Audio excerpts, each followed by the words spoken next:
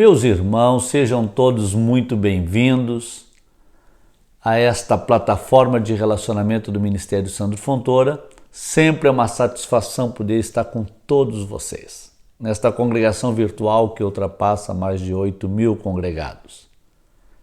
E no dia de hoje, eu gostaria de fazer um breve esclarecimento aos irmãos, porque estou recebendo contato através do Facebook, que é a única plataforma de relacionamento que eu usava nas redes sociais, de muitos irmãos que estão nos comunicando conosco, dizendo que têm visitado o nosso Instagram, têm feito alguns comentários acerca daquilo que eles gostariam que nós ministrasse através do nosso canal, mas a verdade é, irmãos, que eu não tenho Instagram.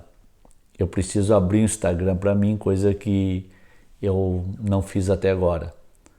E eu lamento, mas não sou eu que estou me comunicando com vocês através desta plataforma aí de virtual. E eu entendo que seja alguém que admire o nosso ministério e que nos queira bem, que tem feito uso desta fonte aí de relacionamento. Então eu não tenho, por isso eu não respondo, por isso que às vezes eu tenho dificuldade desse contato pelo Instagram. O único meio de comunicação que eu tenho, além dos meus telefones celular, é o Facebook. Fora isso, agora é através do nosso canal. E a pandemia nos trouxe até aqui, porque também não fazia uso de canal algum, não postava vídeos meus no YouTube, em lugar nenhum. Sempre fiz conferências ao público, ao vivo, e muito ocupado nos congressos, nas viagens e nas tarefas do reino. Nunca tive a minha mente voltada às plataformas digitais. Mas é uma satisfação tê-los conosco. O tema da nossa mensagem para hoje é Jesus e o barco. E enquanto nós estivermos meditando na palavra de Deus, com certeza o Senhor falará aos nossos corações. Ore, compartilhe, divulgue, propague a palavra de Deus, porque só assim nós atingiremos uma multidão de milhares de pessoas. Dê o seu like, acione o sininho para você ser notificado para as próximas mensagens que por aqui nós postarmos. Um grande abraço, até daqui a pouco mais, querendo Deus.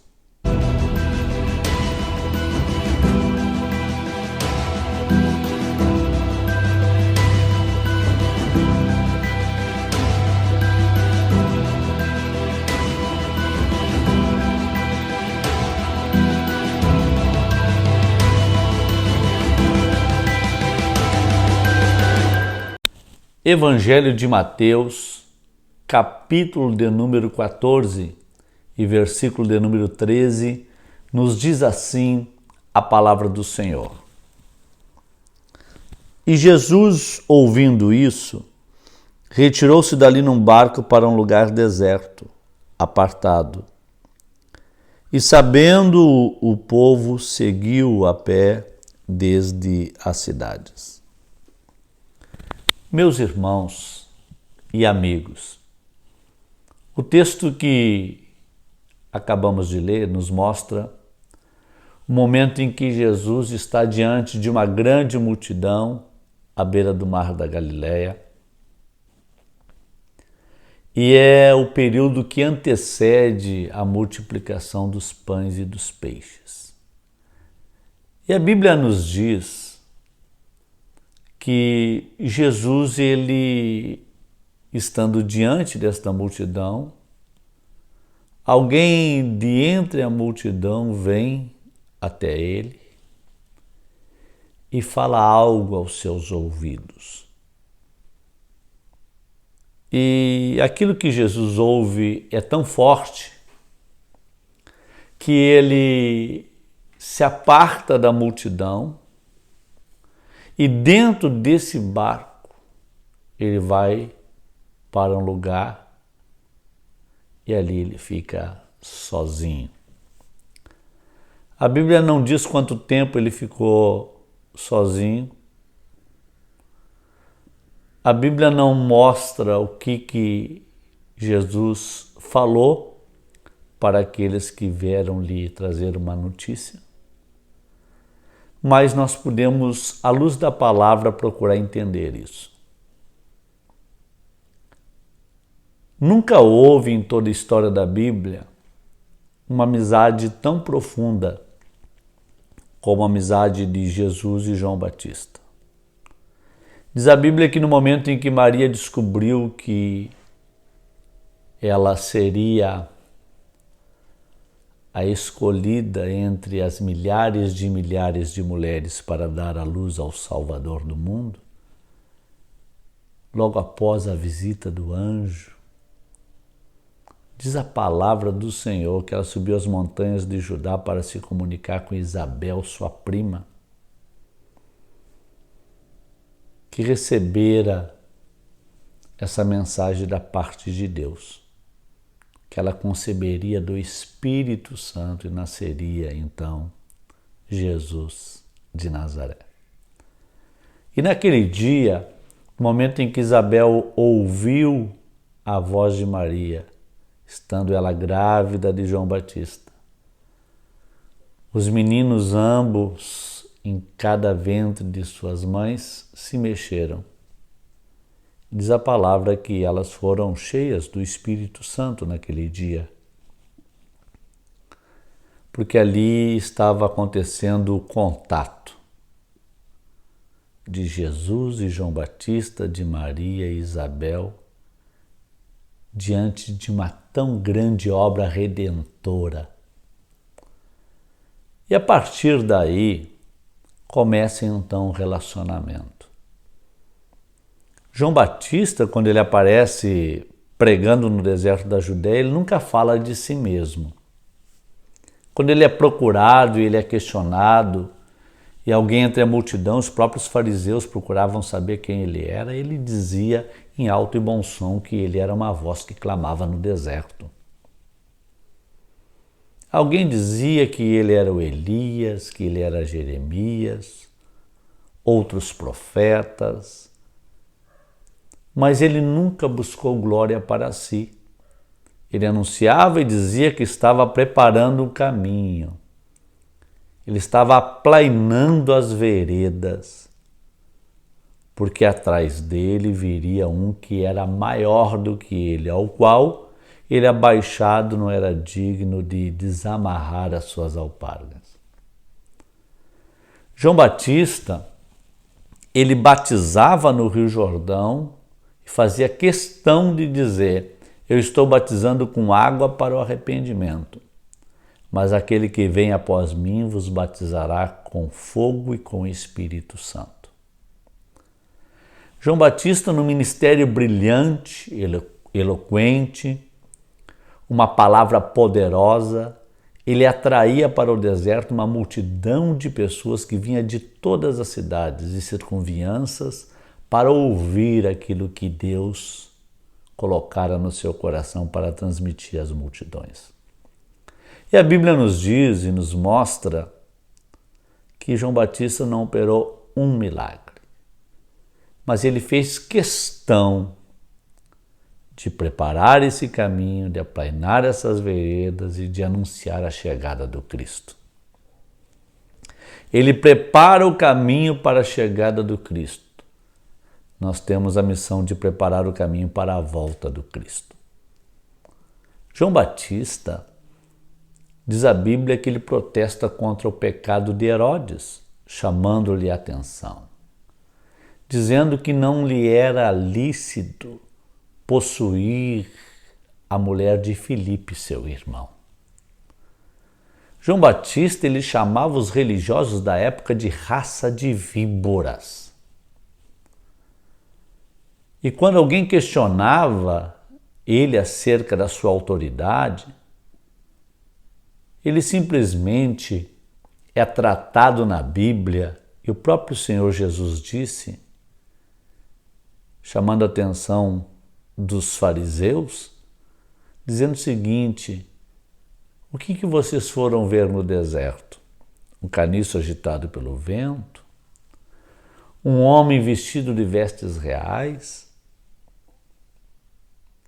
Porque João Batista se vestia com roupa de pelos de camelos, usava um cinto de couro sobre os seus lombos, sandália empoeirada nos seus pés, mas a glória e o poder de Deus estavam sobre si. Não era um profeta de palácios, mas era um profeta de deserto. E em toda a grandeza do seu ministério, João Batista abriu mão de tudo para criar a plataforma de chegada para o Senhor Jesus. Teve um momento que ele estava sentado com seus discípulos e Jesus passou com alguns discípulos. E os discípulos de João Batista falam para ele dizendo que Jesus estava passando ali com alguns dos discípulos. E João Batista falou para aqueles que lhe acompanhavam: eis o Cordeiro de Deus que tira o pecado do mundo, a ele seguir. Ele não puxa a multidão para si, mas ele leva essa multidão para o Cristo. Ele chama a atenção dos seus discípulos e diz: pode seguir, porque este é o Cordeiro de Deus que tira o pecado do mundo. João Batista, quando foi batizar a Jesus, ele queria se batizar. E diz a palavra que o Cristo chama-lhe a atenção dizendo: não, é necessário que se cumpra toda a justiça de Deus. Porque era um homem submisso e entendia a vontade dos céus. E a Bíblia Sagrada nos diz que por conta do protesto de João Batista contra Herodes, ele foi preso, colocado num cárceres, e diz a palavra de Deus que ele foi atado. E num dia de festa, em que Herodes fez uma grande festa, a filha de Herodias dançava diante de Herodes.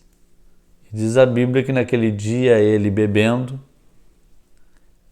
ele então fala para aquela menina: pede, eu te dou todo o reino que eu tenho à disposição. Tem uma tradução que diz que ele promete dar até metade do seu reino. E a mãe dessa menina chega e fala para ela: pede a cabeça do profeta que está no cárcere. João Batista, enquanto estava no cárcere, preso, ele mandou alguém dos seus discípulos ir atrás de Jesus e perguntar para ele se ele era aquele que haveria de vir ou ele deveria esperar outro.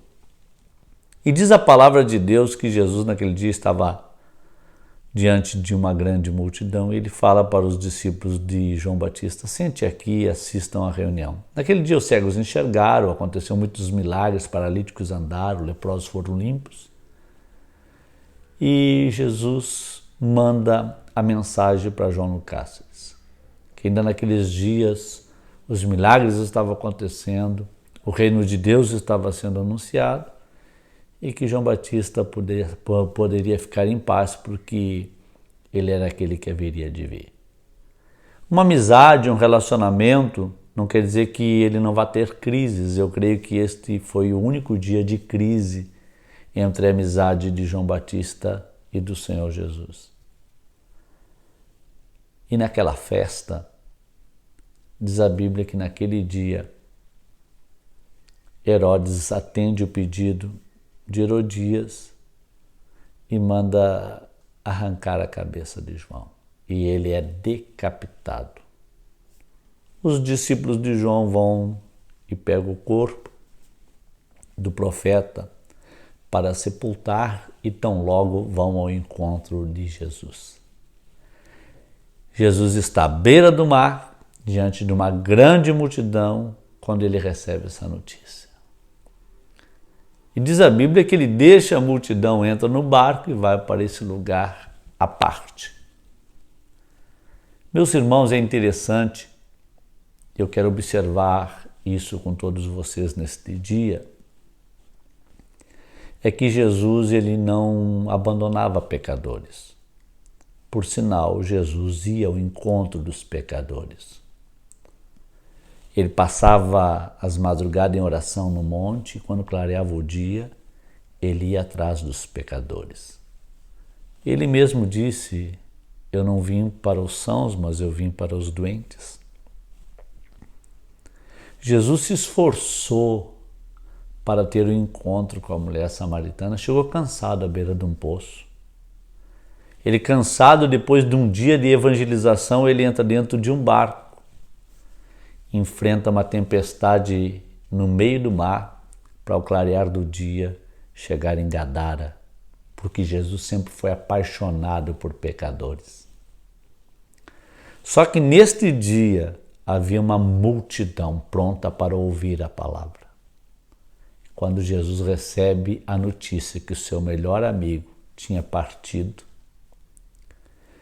que o seu melhor amigo agora era morto, o impacto da palavra foi tão grande que a Bíblia diz que Jesus, ele entra dentro desse barco e vai sozinho. Observe que em todos os momentos de crises, até no Getsêmani, Jesus nunca ficou sozinho. No Monte Tabor, Monte da Transfiguração, ele não estava sozinho. Jesus na cruz tinha um discípulo aos seus pés. Jesus, ele sempre se fazia acompanhar por alguém. Uma das únicas passagens da Bíblia que Jesus não quis ninguém por perto dele. Nem Pedro, nem Tiago e nem João. Foi nesse momento, quando ele ouve dizer que João Batista é morto. Eu creio que naquele dia ele tinha um sermão maravilhoso para transmitir para aquela multidão. Mas a palavra foi tão dura que ele olhou para o barco este que ele usava como seu púlpito. Eu creio que ele fez uso do remo, ele fez uso da sua capacidade de dominar, e só ele e esse barco entraram para dentro do mar. Eu procuro imaginar a multidão na beira da praia olhando o Cristo sozinho entrando para dentro do mar, sem entender nada. Eu não sei se ele se deitou no barco para não aparecer para a multidão que estava na beira da praia. Eu não sei o que ele falou dentro daquele barco naquele dia. Mas eu confesso que se tem algo na Bíblia que eu gostaria de saber, e o dia que eu chegar no céu poderei perguntar para o meu Senhor, o que ele falou para o Pai naquele dia, quando ficou sozinho naquele barco, no momento da perca de um grande amigo. Porque se eu conseguisse descobrir o que Jesus falou para o Pai, com certeza no dia de hoje nós teríamos motivos de sobra para repetir e para fazer a mesma oração. Com certeza ele deve ter falado para o Pai do sentimento de perca, da tristeza que estava invadindo a sua alma. Esses dias alguém falou para mim, mas não pode, a vida continua. Temos que ser fortes, somos pastores, exercemos autoridade sobre, temos liderança. Eu falei para esse colega, mas vem cá, quando perdemos um amigo, não podemos manifestar essa tristeza? Diz a Bíblia que Jesus foi lá em Betânia, e quando ele viu Marta chorar, Maria chorar, e parou na frente da tumba de Lázaro, Jesus chorou. Ele não escondeu a sua profunda tristeza, ele chorou por conta dos seus amigos. Eu confesso que perdi alguns amigos Mas eu estou falando em amigos. Não estou falando em oportunistas que se aproximam de nós quando tudo vai bem. Amigos que se preocupavam, amigos que estavam presentes, não quando tudo estava bem. Amigos que estavam dispostos a renunciar às suas próprias vontades para nos verem felizes. A Bíblia nos fala de muitos relacionamentos, o relacionamento de Noemi com Ruth ou Ruth com Noemi, que nasce em meio a uma grande tragédia. A Bíblia fala de tantos outros relacionamentos. O varão da Macedônia aparece numa visão para Paulo e lhe convida para passar a Macedônia. E diz a palavra de Deus que ele convida um amigo chamado Silas. Silas não viu o varão macedônico, Silas não teve revelação, mas acompanhou o amigo. Quando Paulo repreende o espírito de adivinhação daquela menina lá em Filipos, ambos são presos, são maltratados, chicoteados. E Silas não questiona com o amigo. Mesmo ele não tendo a visão, mesmo ele não sendo portador da revelação, ele se cala. E quando Paulo fala para ele, vamos orar, vamos cantar, amigos. Paulo está preso e de dentro da prisão ele escreve a um amigo chamado Filemão, dizendo para Filemão, eu queria muito estar contigo e não posso, mas encontrei na casa de detenção um homem chamado Onésimo, que outrora era inútil, mas agora é útil. Ele é útil a mim e eu quero que ele seja útil para você também. Se ele te deve alguma coisa, coloca na minha conta.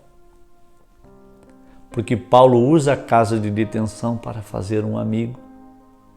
Ele salva Onésimo e manda para Filemão. Onésimo tinha sido um homem ruim e mau para Filemão. E Paulo interliga os dois na unção de Deus. Amigo. A Bíblia nos fala da amizade de Jonatas com Davi. Jonatas, ele coloca a sua vida em risco com seu pai Saul por causa de um jovem pastor que Deus escolhera no meio do campo para ser o futuro rei da nação de Israel. Jonatas, filho do rei, arriscando a sua própria vida por causa de um amigo. Quando eu olho para a Babilônia e o cativeiro babilônico, eu vejo Nabucodonosor colocando fogo, esquentando a força do fogo 7 vezes mais, e olhando para 3 meninos hebreus que estão dentro do campo de concentração babilônico e diz para eles, eu quero ver qual é que é o Deus que vai livrar vocês da palma das minhas mãos. E diz a Bíblia que no outro dia, se eles não se prostrassem diante da estátua que o rei havia levantado, eles seriam lançados na fornalha de fogo ardente com todos os seus pertences. Imagine que eles tiveram uma noite toda para estarem juntos. Se um resolvesse negar, sem dúvida tiraria a fé dos outros. Mas como eram amigos, eles olharam um para o outro e falaram, olha, se tu vai para o fogo eu vou. O outro diz, olha, se vocês dois forem para o fogo eu também vou. Mas nós não vamos negar o nome desse grande Deus. E no outro dia os 3 vão para o fogo. Amigos não para a hora da festa, mas amigos para a hora do fogo. Eu acho interessante isso. Parece que Deus pega esses pacotes de presente lá no céu e coloca na nossa frente. Os 12 espias. Moisés manda 12 homens espiar a terra prometida. 10 vêm com más notícias. Mas no meio dos 12 tem 2 que são amigos de Deus, amigos de Moisés e são amigos um do outro. Josué e Calebe, que vêm dispostos a fortalecer o coração daqueles que estão desconfiados, que estão dispostos a erguer a força daqueles que estão desencorajados. Amigos. Jesus estava sozinho no meio do mar, porque havia perdido um amigo. Ainda agora, nesses dias, eu estava em contato com um amigo lá do Pará, que tem tido a alegria de ter alguns amigos que estão conseguindo sair, alguns com muitos dias de UTI entubados por conta da Covid, outros com menos dias, mas a maioria dos seus amigos saindo. E eu fiquei feliz demais, eu falei, poxa, que coisa boa, um amigo feliz porque seus amigos estão se saindo bem, ainda que sendo penalizados por conta desse vírus. Aí eu fiquei observando, parece que os meus amigos não estão tendo a mesma sorte. Hoje mesmo estou com um amigo entre a vida e a morte, na UTI de um hospital. Eu estou falando de amigo. E eu me parei a pensar, por que os amigos de um colega saem com tanta facilidade e os meus amigos parece que estão ficando pelo caminho? E hoje Deus ministrou ao meu coração algo muito bom. O Espírito de Deus ministrou dentro da minha alma que de repente os meus amigos estejam mais bem preparados, estejam prontos. E é interessante saber que 2 dos meus amigos que antes de serem entubados tiveram a oportunidade de ligar para sua família e dizer: estamos preparados, estamos prontos. Se vivermos, glória a Deus. Se não vivermos, estamos prontos. E esses amigos fazem faltas, porque a gente se sentia mais protegidos com eles. A gente se sentia mais guardado na companhia deles, mais amparados. Ainda que nós não falássemos todos os dias, mas nós sabíamos que no momento que nós ligássemos, seríamos atendidos em qualquer horário. Deus é assim, Ele prepara essas pessoas especiais e coloca no nosso caminho. E é inevitável que nós não venhamos a sentir dor, é inevitável que nós não venhamos a sentir a separação. Jesus sentiu. Jesus viveu isso naquele dia. Antes da multiplicação dos pães e dos peixes, a notícia. O que Jesus falou no meio daquele mar, só aquele barco sabe. Só aquele barco ouviu, só aquele barco testemunhou.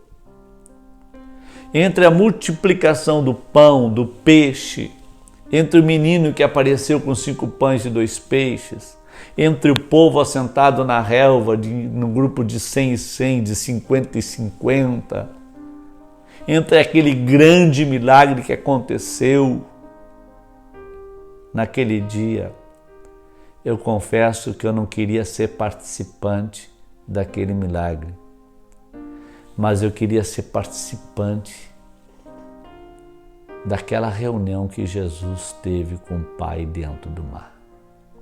Como eu queria ser aquele barquinho.